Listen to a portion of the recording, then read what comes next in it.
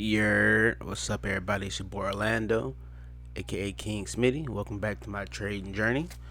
And today we're going to talk about just a little update on my portfolio. I'm not going to recommend any. Well, I'm not going to say what stocks I'm looking at to buy in right now. I'm just kind of feeling out the market. It's been running lately. But let's look at this progress so far. But before we get started, go ahead and hit that like and subscribe button. We are making our way to 100 subscribers. I appreciate everybody who's been rocking with me and keeping up with my portfolio and the progress of it. Hopefully, I inspire y'all to go ahead and start your trading journey as well, or maybe open up your eyes to some of the plays I'm on. But you can see right here, I am the blue line. I'm up 83.8% or 82% year to date, and the S&P 500 is only up 16.3% year to date. So I'm definitely crushing the S&P 500. But I want you to look at S&P 500 where I circled that in that red little circle on the bottom. Look how much it dropped, and I want to say that might have been a 3-day mark maybe. Look how low it dropped. But then look at mine and look how sharp it dropped. And because I'm playing it more aggressively, like I've been saying, when it goes up, my portfolio flies up. But when it comes down, it is a sharp turn down. So what I am thinking about doing is putting a couple stop losses on a few of my shares, so that way when it does start to go down, or if a market pullback or a turnaround comes, it doesn't drop as sharp or as fast. And then once the prices are down below, then I'll go ahead and start buying some more. So that's my plan, I guess, for the actual market. But I'm going to give you an update on this week and why this week was actually pretty decent for me. Even though I did have a drop, it shot right back up, so I'm cool with that. But first, let's talk about Tesla.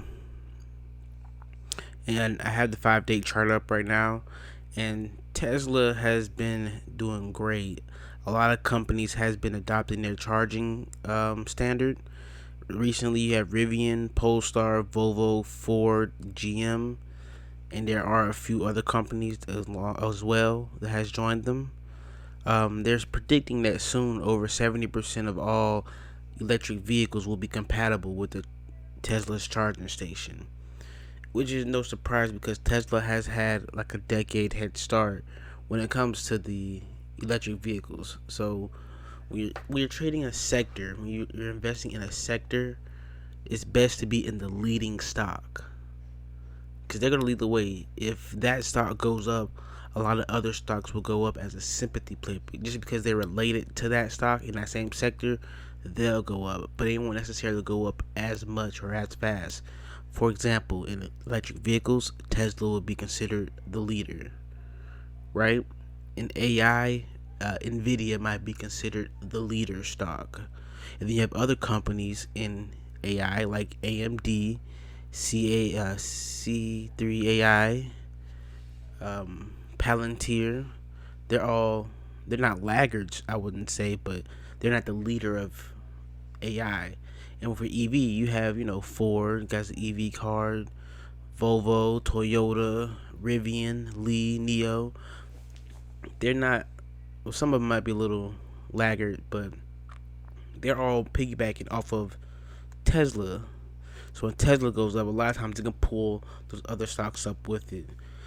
And another thing with Tesla, a lot of people, we're all waiting on the second quarter delivery rates. Tesla has been slashing their prices and cutting their prices back on their prices of their electric vehicles. So we're trying to see if that's going to cause a little more revenue to come in.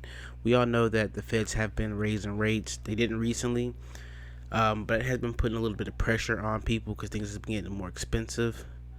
So a lot of companies has been laying people off. Google, Facebook, Meta.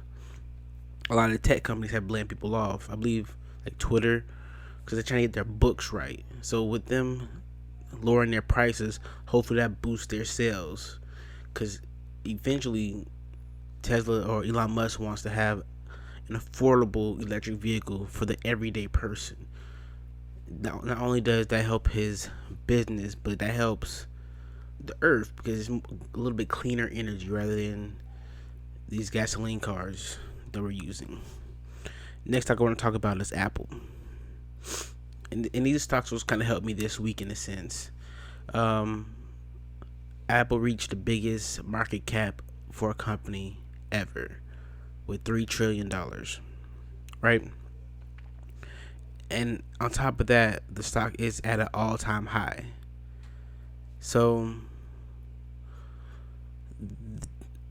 it's still trading in a little small channel, but outside of that channel, there is no resistance. There's no telling how high this stock could go because it hasn't reached these heights yet. And for those who have been owning Apple, it's cool, we making money. But those who don't own Apple, I would advise, the name of the game is to buy low, sell high. This is at an all-time high. So if you buy now, don't be upset if it pulls back and now you're losing money for a little bit. That'd be a time for you to average down, right? So you see in the 5 days there was a gap. All gaps fill. But then look at this chart right here. And that's why I say it could be a possible pullback. I'm going to show you the 6-month chart on Apple. And you can see that it's almost been moving in a straight line, pretty much. Straight up. Stocks do not move in straight lines. They go up, down, and it might keep going until it gets up. But, and don't get me wrong, it has went down a little bit, maybe in May, right? Yeah, it looks like May, but, no, I'm sorry, that's February, March. Yeah, it went down a little bit in March, but other than that, it's been on a parabolic move up. So I can expect a pullback in Apple.